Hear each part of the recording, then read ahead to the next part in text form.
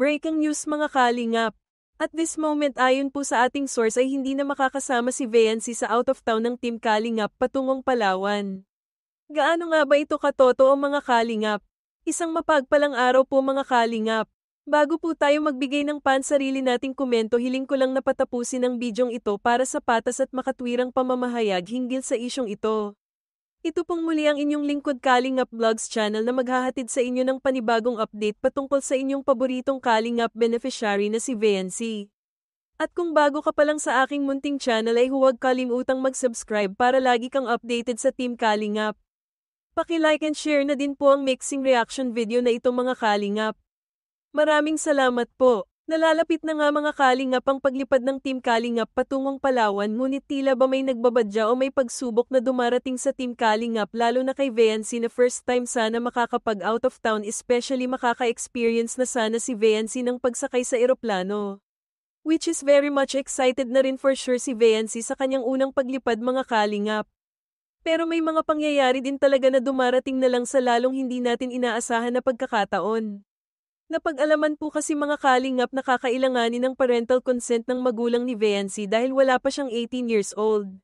Ganoon po kasi ang requirement sa airport mga kalingap, kapag hindi mo kamag-anak ang kasama mo at wala pa ito sa hustong edad ay hahanapin po talaga ang letter of consent na galing sa mga magulang ni Viancy.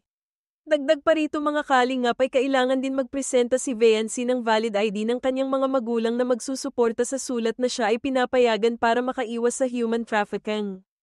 And yes po mga kalingap, kailangan na may provide ng Team Kalingap ang dalawang requirement na iyan sa airport para iwas aberya na rin mga kalingap.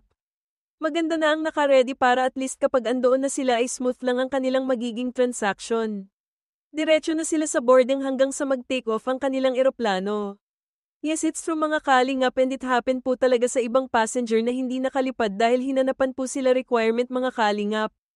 So might as well hindi po gugustuhin ng Team Kalingap ang magkaroon o makaranas ng malaking aberya sa paliparan, kaya nakatitiyak po tayo na kumpleto ang kanilang mga papeles bago sila lumipad. Pretty sure mga kalingap na all in ready na ang buong Team Kalingap para sa kanilang out of town. And I believe na ang mga dokumentong kakailanganin ni Viancy ay aayusin ni Kalingap Edo. Siya na ang bahala dito. Siyempre po mga kalingap ay hindi ito hahayaan ni Kalingap Edo na hindi madala, and besides hindi naman mahirap ang additional requirement na kailangan ni Viancy.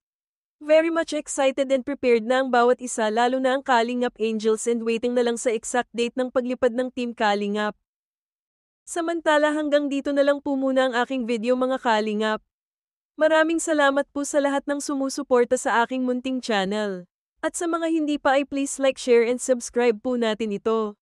Maraming salamat po sa lahat ng nakarating dito sa dulo. See you all po in my next video. Magandang buhay po and God bless all.